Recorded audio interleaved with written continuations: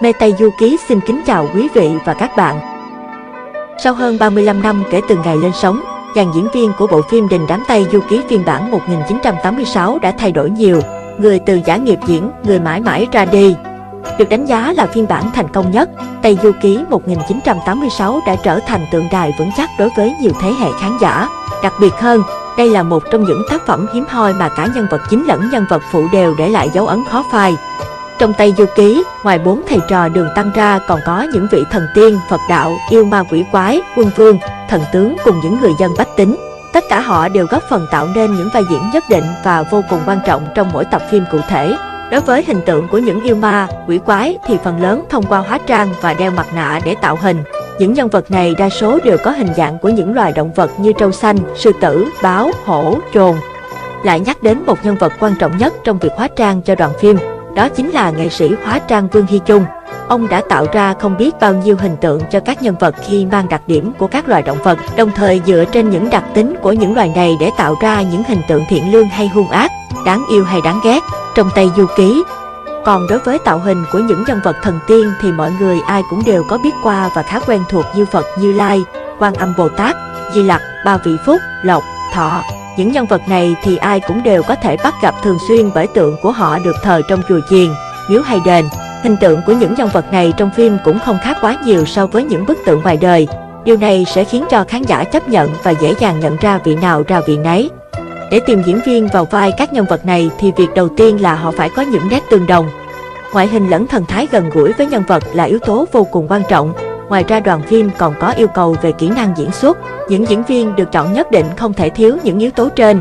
Trong quá trình tuyển chọn diễn viên cho các nhân vật này, Dương Khiết cũng đặt ra những điểm cốt yếu tương tự như việc tìm 4 thầy trò Đường Tăng, Phật Tổ Như Lai, Chu Long Quảng.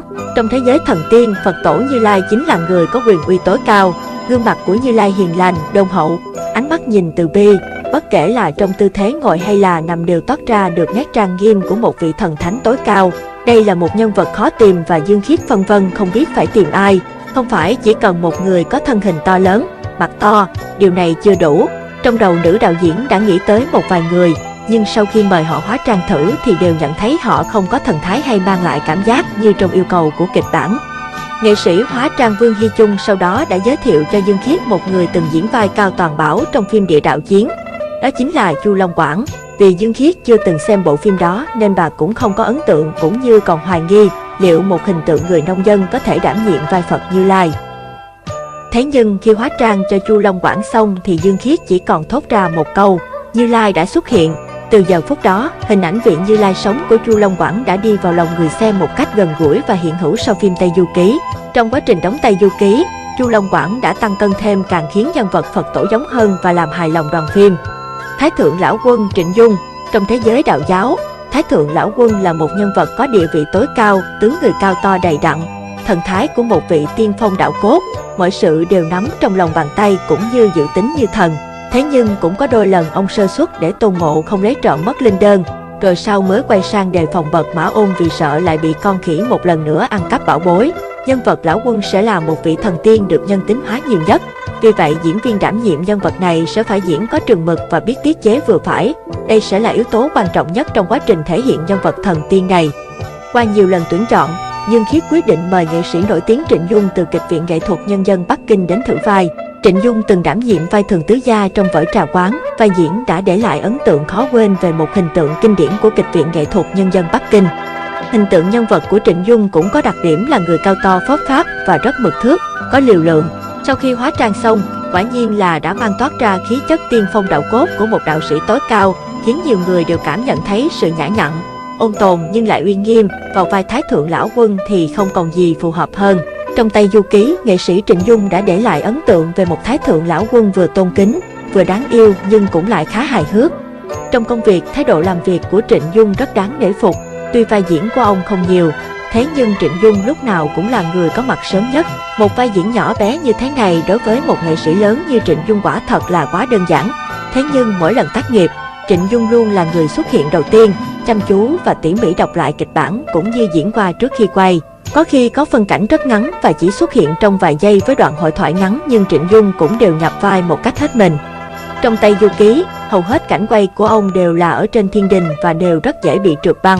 Trong khi các diễn viên sau khi quay xong đều lũ lượt kéo nhau rời khỏi trường quay, trên sàn diễn thường ướt và trơn trượt, ngoài ra còn sắp đặt rất nhiều đường ống và lại bị đạo cụ tạo khói hay mây che khuất, rất khó nhận biết. Trong cảnh Tôn Ngộ Không lẻn vào phòng luyện đơn của Thái Thượng Lão Quân để trộm hồ lô đựng linh đơn, Kim Lai đã bị trượt chân vì nền quá trơn trượt và bị vướng vào những đường dẫn phía dưới. Cảnh quay đó đã được dừng lại đợi khi Kim Lai bình phục. Điều này làm Dương Khiết hết sức lo lắng khi nghệ sĩ Trịnh Dung thì tuổi cũng đã cao, chân tay đi lại cũng không được linh động, nhỡ không bay bị ngã thì khá phiền. Thế nhưng thái độ làm việc của nghệ sĩ Trịnh Dung lại không nề hà chút nào.